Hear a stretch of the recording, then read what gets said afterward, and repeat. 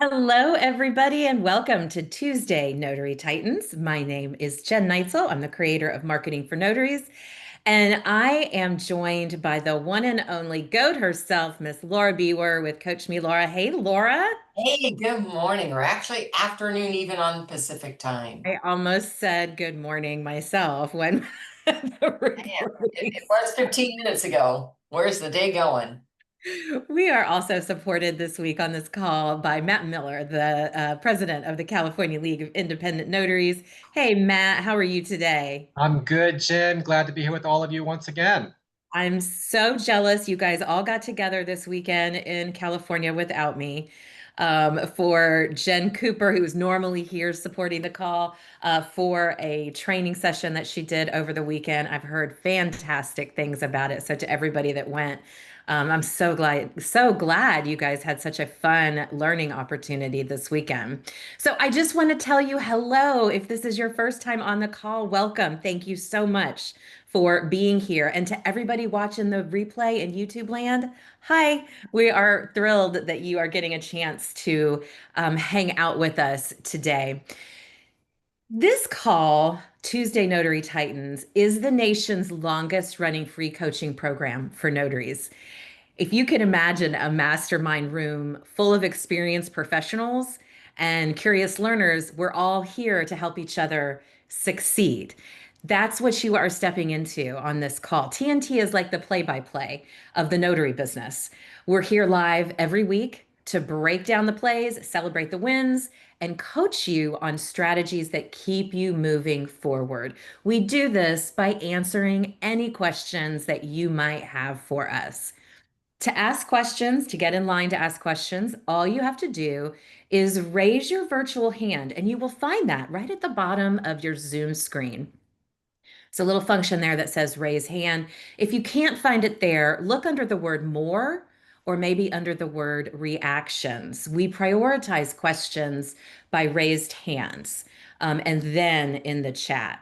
If you're curious about chat etiquette, any of our rules or announcements and speaker information, all that good stuff, you'll be able to find that in the chat as we move along. We cannot save that chat for you. However, you can save the chat for you if there's some great information in there that you would like to keep. When you open your chat window, you'll see three little bottoms on the bottom right. Let me open my chat window so I make sure I do that the right way.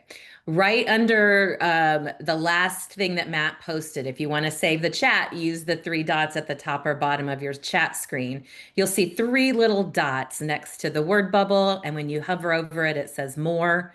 And when you click on it, it gives you the opportunity to save that chat. So that's how you guys do that if there's information in there that you want to keep. All right, I'm going to start the way we always do. I'm going to let you guys get in line, start raising those hands to have your questions answered. And I am going to start with announcements. I wrote a book. Yoo-hoo! I know you guys are probably sick of hearing about it by now, but I'm never going to get sick of talking about it. There is the Kindle version and the paperback version. Matt's going to put the links for those in the chat. Matt or Laura is going to put the links for those in the chat for you. Would love for you to check it out. I would love it even more if you would review it for me after you check it out. It's all about the 5 point marketing system. So if you don't have a marketing plan for your business, this is a great book for you to get. In 2026, we have the National Notary Association Conference that is happening in Orlando, Florida. There are payment plans available right now, you guys, if you purchase before November 24th.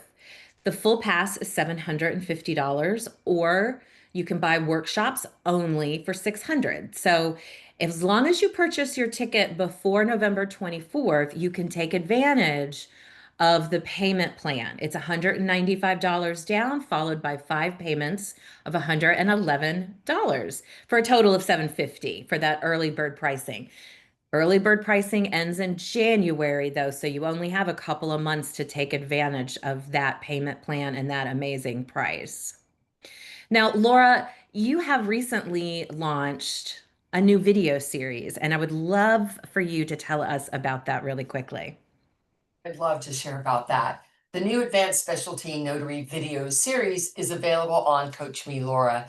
I have 33 one-hour videos.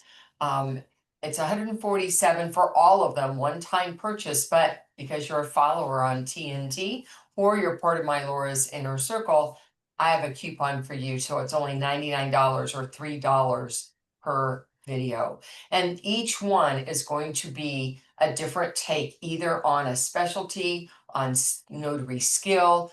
Everything is to move you towards advancing your business and your skill in that. So take advantage while I've got it out there. And isn't it specially priced with this discount? It ends up being like $3 a video or something, Laura. That's insane. Only That is a $3 great deal. video, an hour with me for $3. You're like one of those used, like the used cars. He's like, I'm crazy, Eddie. I've gone insane. I'm crazy, Laura. I'm crazy. I've gone insane.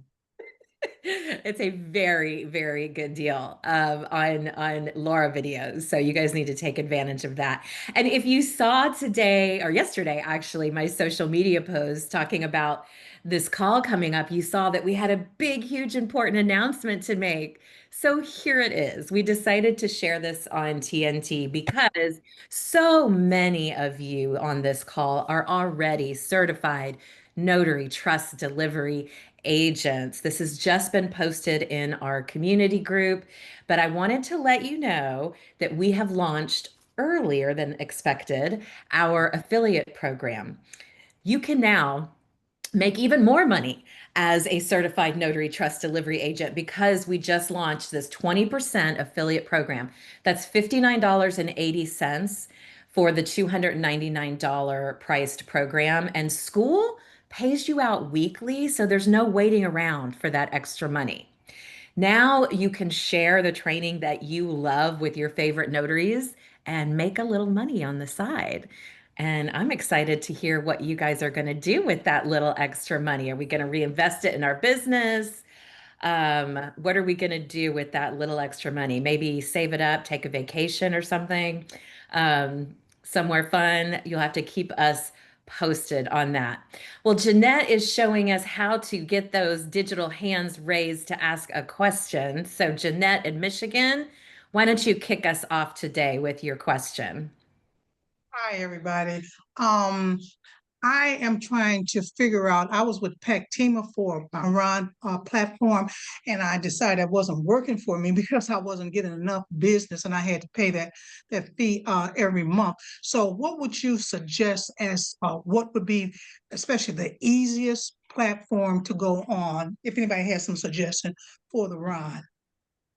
So, Jeanette, that's a great question. And I hear this frequently, and I tell the honest truth on this. I am not, even though in Texas, Ron is approved to be used in the state of Texas, I do not have my Ron, my online commission. So I am not the right, I don't want to give you the wrong information. And Laura, lives in California where Ron is not legal yet.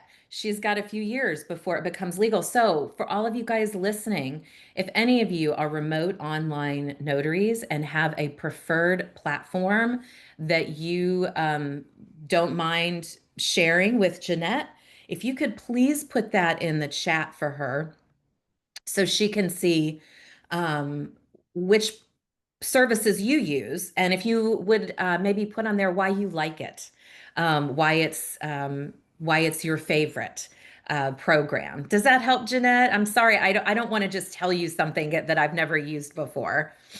Yes, yes, it does. I've heard some recommendations, but I just wanted to, get from the group what they think. And then, my Awesome. son, he just recently got, commission, so I wanted to, steer him in the right direction too. Oh, Yeah. So congratulations. That's yeah. great. Matt has something he wants to add before we move on from this. Go ahead, Matt. Hey, Jeanette, good question. The very first thing that you should do is check with your Secretary of State's office because in many states, they have an approved list of platforms that you can use in your state. So you might want to start there. Great advice. Thank you so much. And guys, like I said, please share whatever platform you use for remote online notarizations in the chat. All right, who else has a question for us today? All you have to do is raise your virtual hand. Laura, we've got a quiet group today. You do. Oh, Like Larry Larry- put up his hand. Larry's going to be the brave one and raise his hand. Hi, Larry. Oh, good. Good afternoon. Hi, everyone. Hey. Um, I have a question, Laura, actually.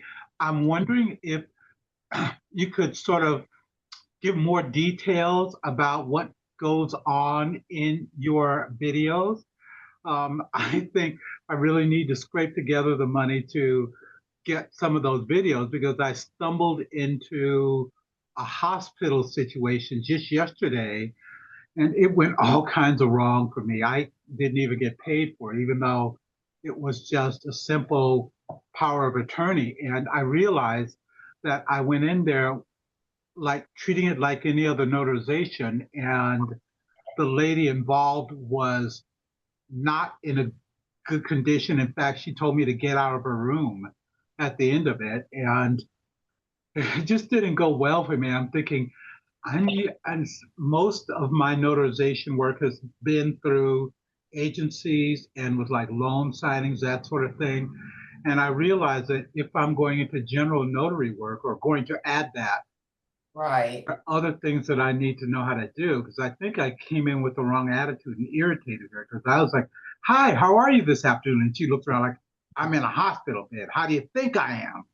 And it just went downhill from there. So I'm wondering if you would cover that sort of thing in your videos, Laura. Yeah, actually, one of them in particular is covering that. And I'm just taking a look because actually, if you go to my coachmelora.com, you will find all 33 topics so that you know what's covered. And I'm going to see if I can copy and paste it for you guys in the chat. Control V. Okay, so did I get it? Yeah. See all those names?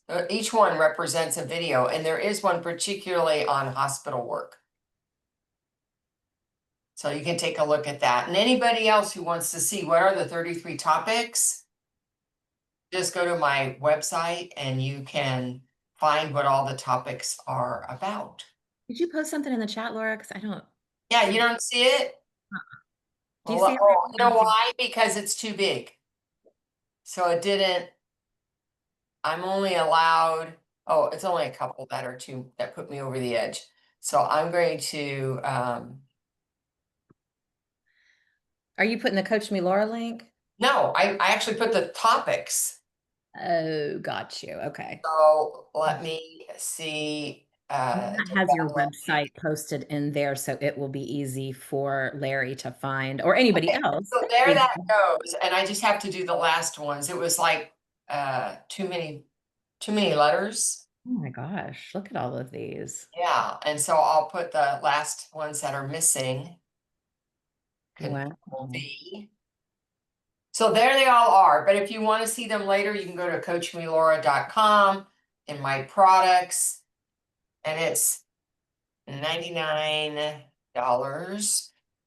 for all 33 videos. That's amazing. And I'll tell you, one of the videos, if you guys have this, one of the things that I love the most that Laura teaches is her program called Show Me the Money.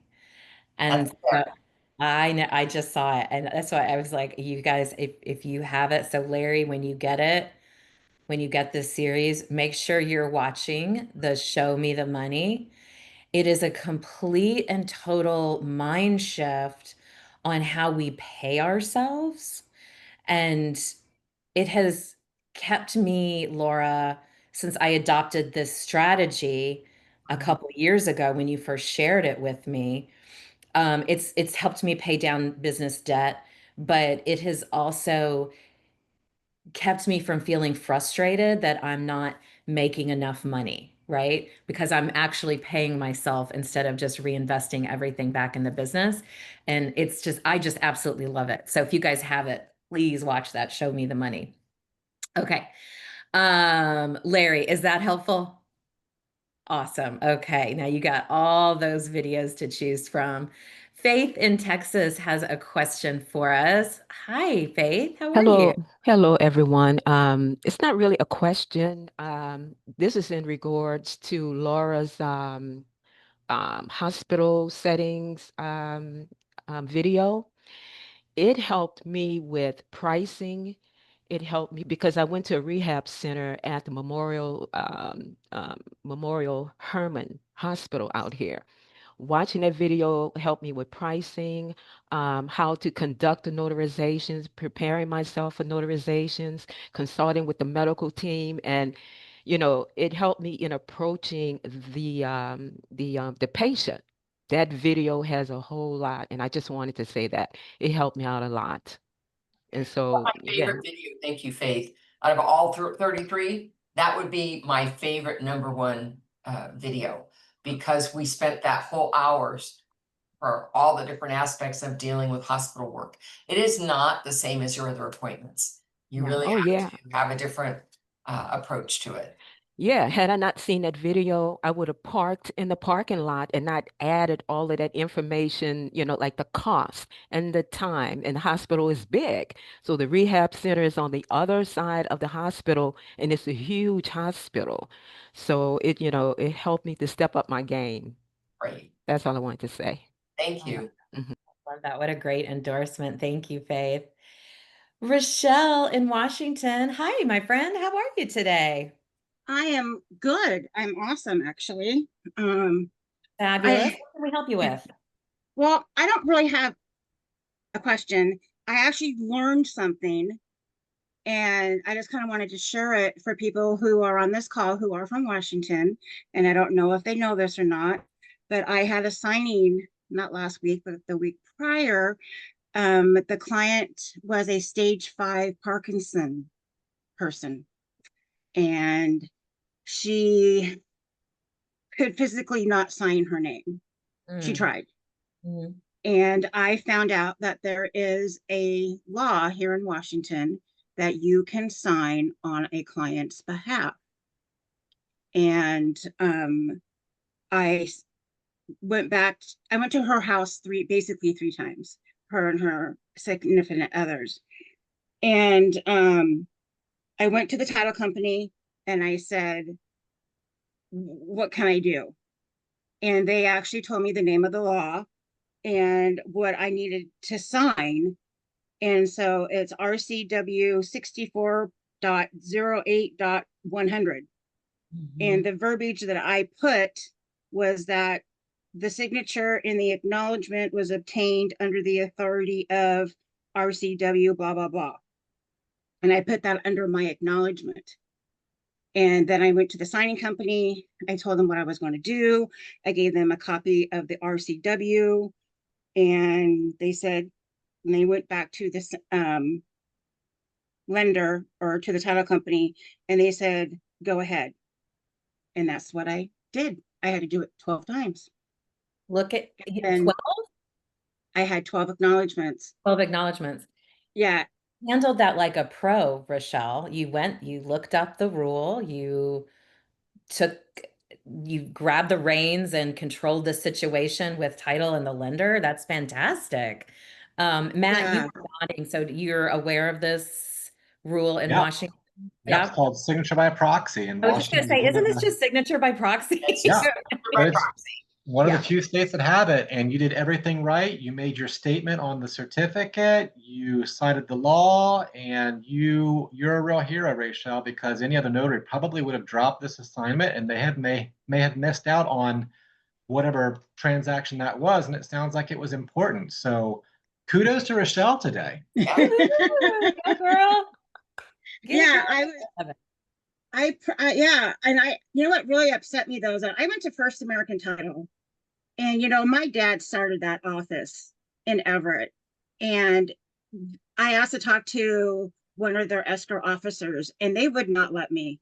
And and they had a big party for my dad and honored him and everything, and I was not happy. And so I went to Stewart Title, who I'm one of their dedicated signers, and one of their escrow officers helped me. And she's the one who gave me the verbiage because she had that happen to her. And the escrow manager was in her office, and I went to her and I said, I told her the situation. I told her about First American, and she goes, you know what, Rochelle, the more knowledge you get just makes you a better signer for us. And yeah, That's so I'm not too awesome. happy with First American. Well, So and Rochelle, that's why I always tell people when it comes to building relationships with title companies, it's like fighting an uphill battle with Fidelity, First American, because they're the largest in the country. Finding title companies that are a little smaller and more regional, they're the ones that really, really need our help, right? So I understand your frustration working with that, a large corporation like that because they are just so strict on their rules and everything. So kudos to you for the way you handled it, and I'm so proud of you. yeah, because I really wanted to help this poor lady because she's there mentally. Yeah, She's just physically. I mean, I went back then because I stopped the signing because I'm like, her signature is just getting worse. So I yeah. stopped it. I called it. I'm like, okay, I'll come back tomorrow. And I called this signing platform, told them what was going on. And they're like, okay. I went back the next day and the signature was worse. And I'm like, okay, I got to figure this out. I'm going to help these poor people. And I did. So I was very proud of myself also. And I told my coworker a gal who I trained to be a notary, and I sent her all the same information. So now she knows as well. Awesome. Well, you just helped a bunch of notaries in Washington on the call, so thank you so much, Rochelle. You're Good welcome. job. Good job.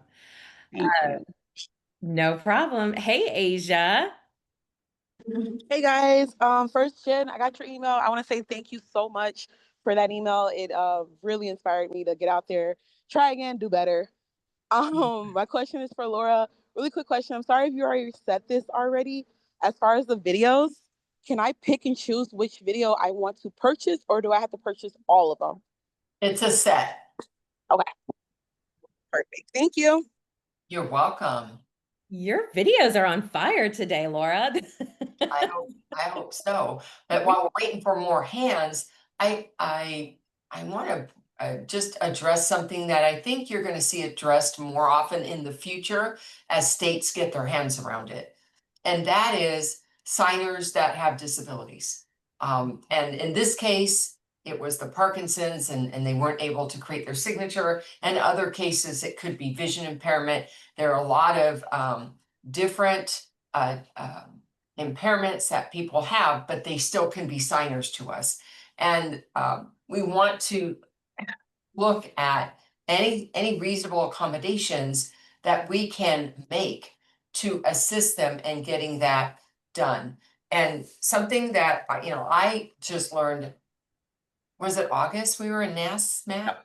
Yeah. August, when we were at the Secretaries of State conference, is about ADA and that it's federal law and that we're subject to federal law in that area, even if our state, we're state level notaries. There are some laws that apply to us, and that's one of them. So it's I think really important for us to start getting our heads around that and what kinds of accommodations might I be able to offer up? So just be thinking about that because I think it's going to play a bigger role. I think we're going to come across this more often, and it's better to be prepared. And especially if you're going to do, hospitals and skilled nursing, it comes up for me often. So just planting that seed to be thinking about that in the future. Thank you for that. Let's see, okay, we don't have any hands up, so I'm going to take a question from our question form. And this is actually one, Laura, that I get this all the time. And it's, you know, there's 50 different states, right? There's 50 different answers, but um, let me just state the question. Does it matter if I operate as a sole proprietor or do I need to form an LLC or an S corp for my business? I think that is such a great question. I don't know if anybody happened to have been on Notary Stars last night, but that was the whole topic. And Oh, Samantha Bentanzos, who's the paperwork lady, I think is the name of her business, had a chart up there about the different types of business structures that we can utilize, and then talked about the different amount of effort and cost depending on what you picked. And one of the things that she said that I just thought was so important is that you don't have to have an LLC to be a notary, to have a notary business. That is not a requirement. People who get LLCs might be looking for protection reasons, but I want you to remember the business you're in. The business you're in is your skill and knowledge about what you do. And you cannot protect yourself with that through an LLC for negligence and personal because we're a professional, like a doctor, a nurse, a dentist, anybody, it's their skill and knowledge is what they're selling. We're not gonna be able to separate ourselves from that. And so the LLC is very questionable about how much protection you will get from that. And in some states, it costs a lot of money to do it. What state was this person? Did she say? not say. Didn't say. Some states it's not that expensive, but others it is, and it's more time consuming. And you can be an LLC, you can be a C corporation or an S corporation, and those are all tax implications. So I will share with you personally, I'm a sole proprietor. I didn't feel a need to do that, and in 20 years I haven't felt a need to do that. I protect myself with insurance, but more importantly, with being, good at what I do, right? Because you can't buy your way. You just can't buy enough insurance today. You have to really rely on your own knowledge and skill and resources available to you. So long answer short, you don't need to be an LLC. If you are one, nothing wrong with doing it that way, if that's what fits for your business and your location. Well, since you shared, I will share that I do have an LLC set up for my business.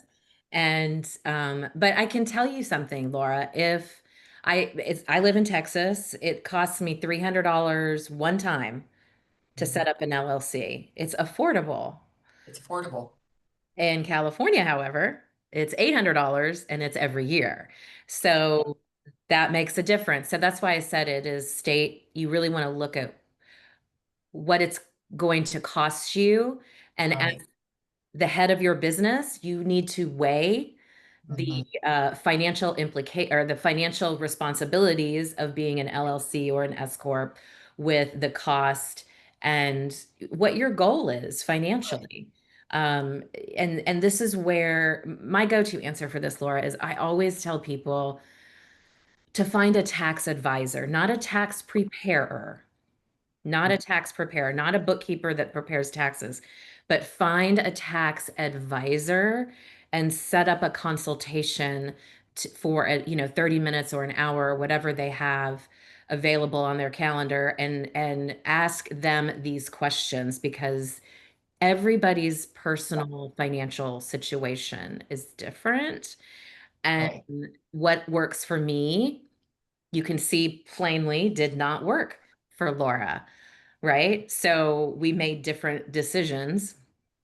Both are fine. And yes, Alina, a tax strategist is also a great person to reach out to, a tax um, um, somebody that's going to help you with different strategies to build wealth. And I think part of the reason they had that conversation last night and why it's so timely a question is that, if you're on YouTube and TikTok, you're going to hear a lot of first thing you need to do, start an LLC. And what we're saying is maybe that'll be right for you, but we don't know, and you don't know, and YouTube and TikTok doesn't know. Yeah, You need to find out. yeah, yeah. I mean, you're talking about setting up your business and what you're going to owe in taxes every year, which you can't get out of paying. You got to pay those, right? It's worthy of a conversation so that you don't find yourself in a financial pickle at the end of the year. But that's so funny that they were having the same conversation last night. We are in alignment there, aren't we? I just happen to have been on the call to know. That's great though. Okay, Laura, tell us how we can connect with you outside of this call. Well, I would love to connect with you. All you need to do is book an appointment with my calendar. It is free, 15-minute consult. All you have to do is go to calendly.com forward slash my last name, B-word, BIEWER, for those who are listening to us, not live. And you can have a one-on-one consultation with me. That's quite the deal. For free. That's quite the deal. And then the other way is if you would like Saturday morning coaching, we focus much more on technical skill. That is every Saturday morning at 8 a.m. Pacific time, called Laura's Inner Circle. Matt Miller co-hosts that with me.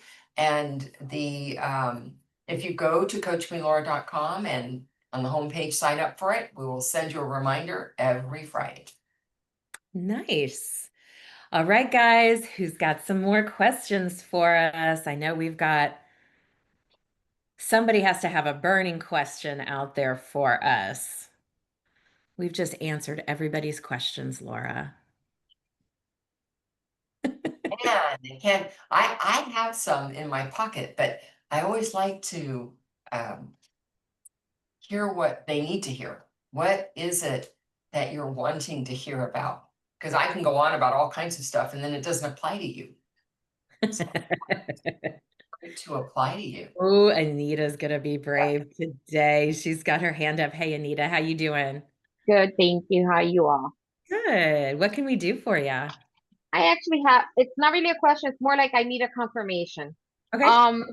The other day I witnessed a notarization and where they put the ID shown, which maybe I'm the one that, I'm not saying that she was incorrect. I just want confirmation if maybe either way it can be done. I normally put the ID number where they put the ID they showed. And this individual just put FLDL for Florida driver's license. Are they both correct? Am I incorrect? I just want to know. What does your Secretary of State say? But what's your state? I missed Florida. that. Florida. Okay. I have to go back and confirm the exact answer.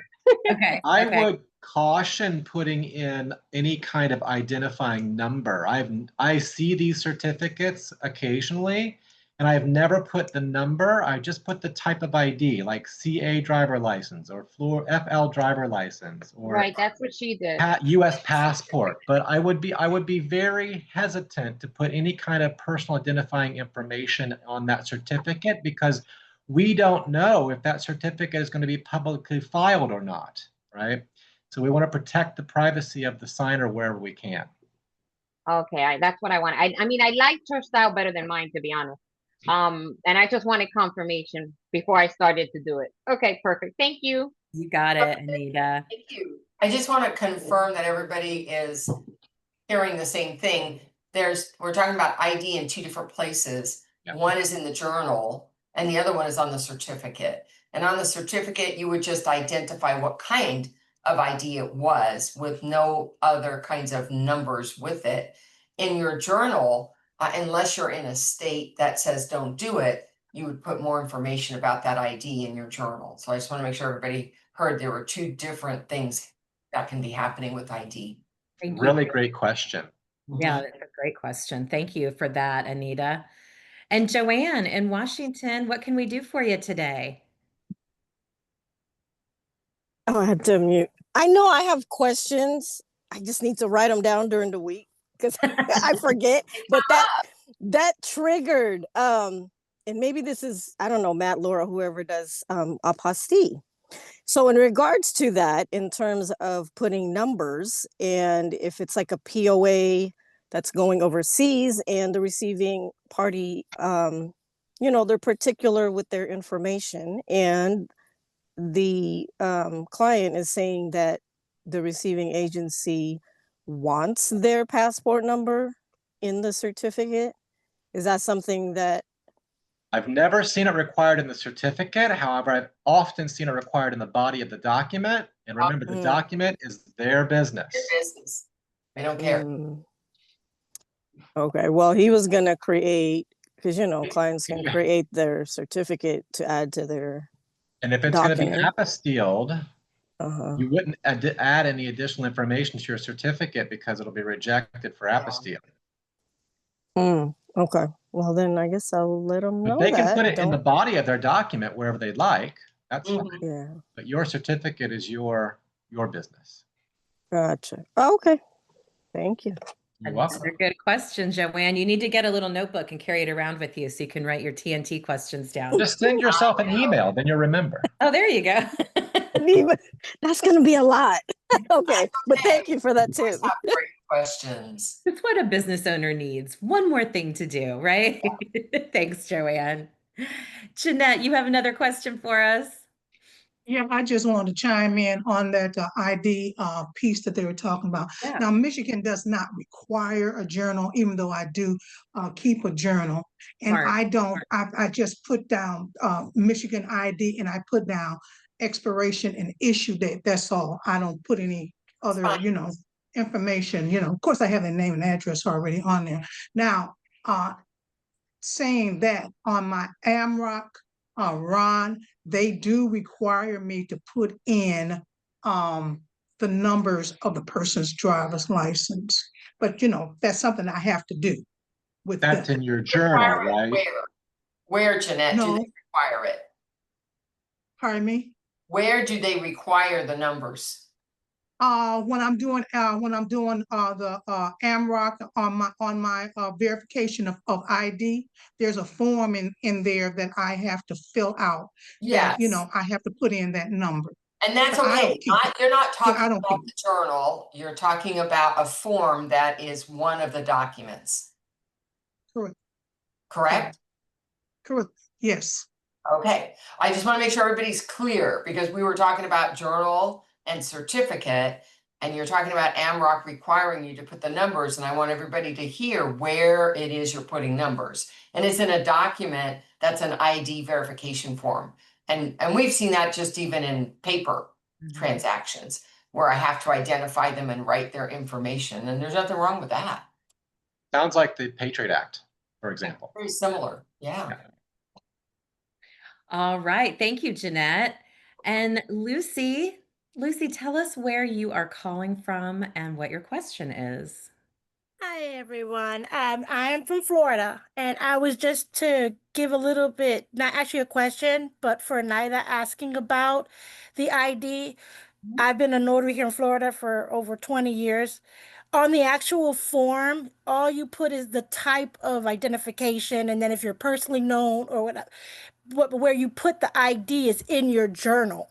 So if ever the case comes of an audit or they're trying to figure out what it was, as long as you have that information in your journal that you're putting in your notary journal, that's all you need. But for the actual documents, you never put the number of the passport or the number of the driver's license, whatever ID they provide you. You're just putting what type they provided you to verify their identity. Right. You're talking about in the certificate, right, Lucy? Yes, absolutely. you. In the certificate that's going on the document. Excellent. Thank you for that clarification. Yeah, that's a great clarification. Thank you. It does get very confusing when you're talking about certifications, the certificate, and then you're talking about the notary journal, and then you're talking about stuff on the doc. So yeah, it can be. That's why we're calling it out. So I appreciate you reinforcing that, Lucy. Thank you so much. Anita, did you have something else for us? Yes. Now this is a total confusion for me. Okay. And I remembered because they mentioned apostille. Okay. I have a document. Well, actually, no, it's written in text. A text that is written in Spanish. It was sent from Cuba. The wording was sent from Cuba on like an authorization that someone that is here who has a piece of land in Cuba is giving to an individual, to actually her stepdaughter, who's an attorney in Cuba to have the right to sell the land. Okay. I know we don't have to know the issue of what's in the paper, but the way it states it that I, as a notary, am witnessing that this person is authorizing the daughter or the stepdaughter to have the rights. Now, does that make that an apostille, or is that just an witnessing that I'm doing as a notary? So the language of the document does not determine if it needs to be apostilled or not. The receiving party determines whether or not there needs to be an apostille or not. You, if you are presented with that document, you are witnessing her authorizing because you're witnessing her sign the document, and then you would notarize it according to your state law. Then you would ask your customer, do you need to have this apostilled for receipt in the country it's going to? And if so, you could offer that service. But you or the language of the document do not make that determination, unless the document says must also be apostilled, which sometimes they do. But it doesn't sound like in this case that was printed anywhere. No, but I can notarize it in Spanish since I understand the language, is my understanding. Sure. But your Okay. certificate has to be in English. Correct. Yeah. Yes. Okay. All right, that was it. That wasn't that bad. Thank you. Thanks. Yeah, good questions. You brought some good ones today, girl. Thank you. And Helena in California. Hi, everybody. I have a question. I had my first general notary work done. My very first one. I'm excited. But I had a question. I went to this appointment and it was for notice of revocation of power of attorney. When I got there, they didn't have the form filled out. And I told them, well, I can't do this unless the form is completed. And so they began to fill out the form and I done my portion and I left.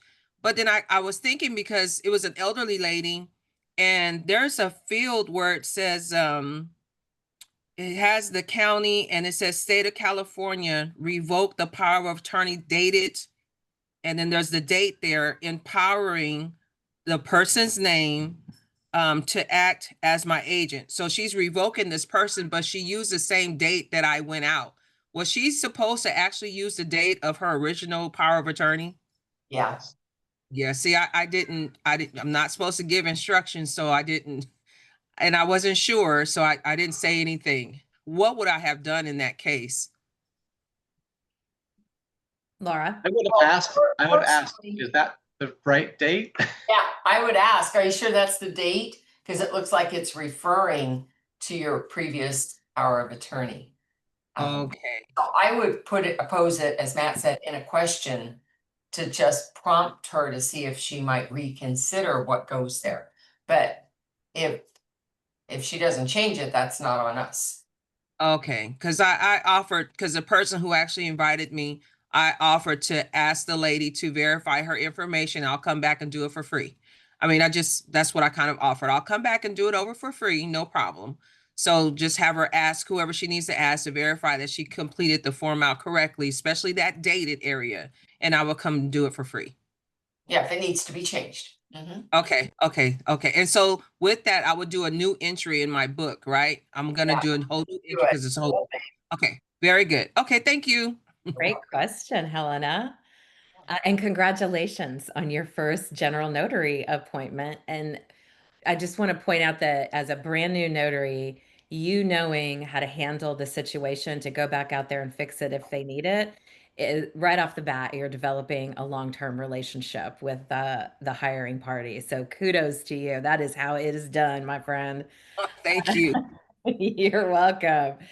Faith is back. Faith's in Texas. What you got, Faith? Yeah, so this is in regards to the signature by proxy. So I'm looking at the regs here in Texas, and it is said that the disabled individual has to ask the notary for the signature. So I can't just say, correct Right. me if, yeah, do you want me to help you? So I can't say anything like that, right? That's correct. I mean, Yeah. If that's what your law says, that they need to ask you for a substitution, then they need to, if they're not asking you, then they're trying to affix their own signature. I just want to point out something, Faith, that statute is so broad that question could be, is there anything else you can do? Right? And then you could offer what is a reasonable accommodation of signature by proxy. I don't think that the statute is narrow enough to where they have to ask you specifically for signature by proxy. They may not know those words. Right. Yeah, I think it's about the intent of what they're asking, not the language that they're using, is what I'm hearing, correct, Matt and Laura? Yeah, the idea. That's what it looks like to me. Yeah. Okay, can you repeat that again? So you're saying, So your statute says that, you know, they have to ask you for assistance, right? right. So that doesn't say they have to ask you specifically for signature by proxy. So if I were to ask you, Faith, after I've determined that I can't sign my name and I can't even make a mark for signature by mark, and I say, Faith, is there anything else you can do? Then I think that you could offer signature by mark. Okay. Mhm. Okay, cool. Does that clear Thank that you. up for you, Faith? It did. It did. Thank you. You got it. Another great question. And Rochelle, what you got for us? I just wanted to state that in our law up here on what I did, it did state that she had to give me permission to say, yes, you can sign my name. I just wanted those Washingtonians to know that, yes, he said, yes, you can sign my name on my behalf. And that's what I did, because I signed her name and then I said, by R.L. Bloom, because that's what my stamp says. And then, yeah, on her behalf. But she had to give me permission. Yeah. Oh, yeah. Yeah. You can't, I mean, you have to, right? Otherwise, yeah, people, so nefarious people could do terrible things with that, you know? Right. Thank you for. I'm sorry, Jen, just know that signature by mark procedure is different in every state that has it, and there isn't a lot of states that have it. And sometimes some of them allow the notary to be that substitute person for them, but most of them have an independent third party who's going to be that signer. And some require 2 witnesses, some require 1 witness. So make sure that you find that out before you're stuck in that position. Make sure you know what your law says. Do I have that accommodation? Is it laid out procedurally for me? How the signature is going to be affixed and by who, and does it need to be witnessed? And what's the wording that would go underneath it that indicates it's complying with whatever statute allowed them to do it? So all of those things you want to know before you're actually stuck in that position. Yeah, great advice. As always, thank you, Laura. Well, I just kind of had an idea, Laura. Since everybody's being kind of quiet today on the questions, except our faithful few that keep coming up and asking us. What if we shared some wins? Because we had such a fun time when we did that. We have about 10 minutes left of the call. And Liz, do you have a win or do you have a question you want to ask? I'm sorry, I'm always late to the party. I'm sitting here listening, and I debated on asking this because I feel like it's so elementary. So I'm brand new, just got my commission. Congratulations. And thank you. Congratulations. Yes, and I'm Laura, I talked to you last week, so I don't know if you remember, but I've been studying my notary laws, per your, suggestion. Today I am practicing printing. I have my printer, and I'm trying to figure out, I've heard different things that we need to download a software to print documents in the right sizes. Is that true, or am I misunderstanding? Like Abode or Adobe? Is Abode Adobe? Well, that's just Adobe for it doesn't matter the size, Adobe software. But you have to have Adobe Reader, I think, in order for your computer to be able to open and read what the documents are that you received. I have a dual trade printer and the printer recognizes whether it's letter or legal. And I have to just a little box on my print screen that says automatically pick the size so that the printer knows that one's letter or this one's legal. And I did not have any extra software for that. That was part of the having a 2-tray printer. Okay, so I do. I have the Brothers LaserJet, I think, dual tray. I got it used from another notary that retired. So would so that find that box? Go to print something, and when you're on the print screen, you'll see some options, some check boxes. You want to make sure the box that's checked that says automatically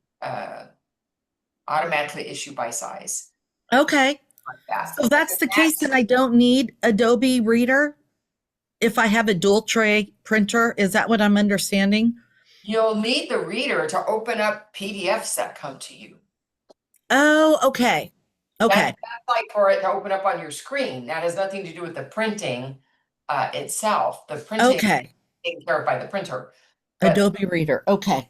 All right. Which is free. You can download it. Yeah. Okay. Awesome. Well, thank you. Yeah, and Liz, I just want to say there is no such thing as a dumb question. So no question is off limits here. That's why we're here, whether we're talking about your favorite pen or printer or anything else in between. That's what we are here for. And congratulations on getting your commission. That's very exciting. Well, thank you. I'm excited to get going. But yes, I realize I'm here with some seasoned notaries. So it's like, a kindergartner asking a question in a high school class. It's like a little scary, but you did it. Now you can ask other ones. And Liz, write in the chat, Alina, I love this group. It's the phrase I was looking for is choose paper source by PDF page size. Do you see that? Yep. The chat. That's the box you want to click. Okay. Awesome. Thank you. Thanks. And welcome to the best business on the planet. I'm excited. All right, guys. Well, we've got a few minutes. Let's share some wins. What is some good news? What happened this week that made you feel grateful? What happened that made you excited? Did you make a new connection? Did you go to a networking event? Did you meet a new attorney? Did you make a new notary friend? Laura, do you want to kick us off with some good news? Yeah, this last weekend was just fabulous. I had an opportunity to go to a networking event, an educational one for notaries down in Selma, a little south of Fresno. And not only did I have that opportunity to attend that, I also did it with a group of notary colleagues. And we caravanned in one car down from Modesto. And so I had Matt and Sherry and Teresa with me, and we all went down there together, and we didn't all listen to the same people. We did our own thing while we were there, met other people, other notaries, which was great because some of them I met and they're like, yes, I follow you on TNT or Laura's Inner Circle. And that was really nice to do that. And then we drove back up, stopped for dinner, which was a pretty fabulous dinner, by the way. And it was just it was a way to build our relationships as colleagues, but also just as friends, just socially. And it was really a great weekend. So I am very excited. And Matt, thank you for joining in on that. Thank you. It was a fantastic weekend. And it's always nice to attend an event as a non-speaker because it's a different perspective. It's a different experience. So I agree. It was a great weekend. And those of you that are speakers, don't turn your nose up at the opportunity to go to an event where you're not a speaker because it is a different experience. It is. Thank you. Looks like Nikki has something, Jen. Yeah, Nikki's got some good news for us. Nikki, let's hear it. Hello, everyone.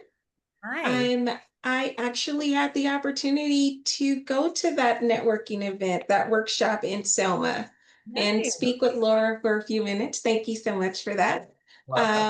And I did follow your advice and get signed up with Amera Estate. I talked to Amanda and told her that you recommended I reach out to them. And she was excited to hear that. She said she didn't know if you were still referring us to them or not. So she was really excited to hear your name. So that was really good for me. And I attended another event on Sunday after I made it back to Lancaster from Selma for another group in Downey, and met a couple of tax professionals and everything there, and some other connections with some more notaries. So it was a good weekend for me as well. I love it. You guys are giving me FOMO so bad. It was terrible this weekend. Now, It was good, but thanks. You know what I love, what I heard from you, Nikki, is that I shared something with you I thought would be helpful, and you took action. And you know, we share things on this call and other calls. People are getting certifications, things are happening, but you know, it doesn't work for you unless you actually take action and do something. And you did that, and that's what I really want to point out. that is Thank you. Thank you so much. That is awesome. I'm glad you had such a fun weekend. Mhm. I know it was without me. Okay. Next time, Jen. That's right. That's right.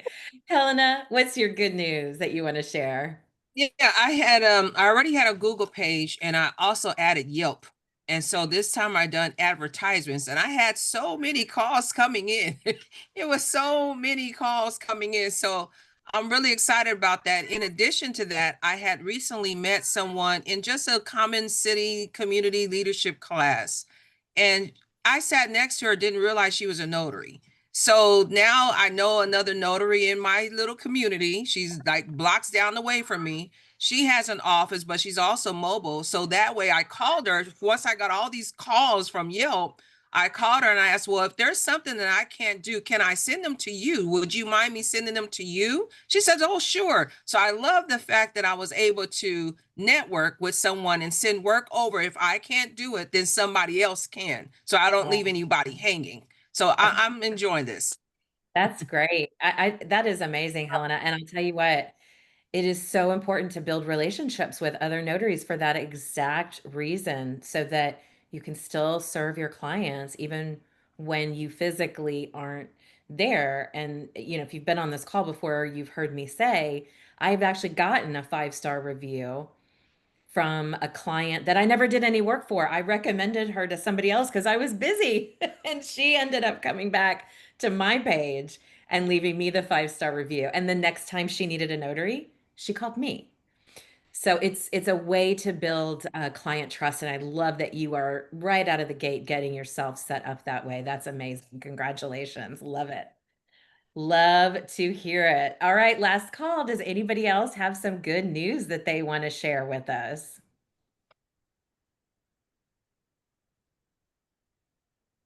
All right, guys, we are going to wrap this up today then.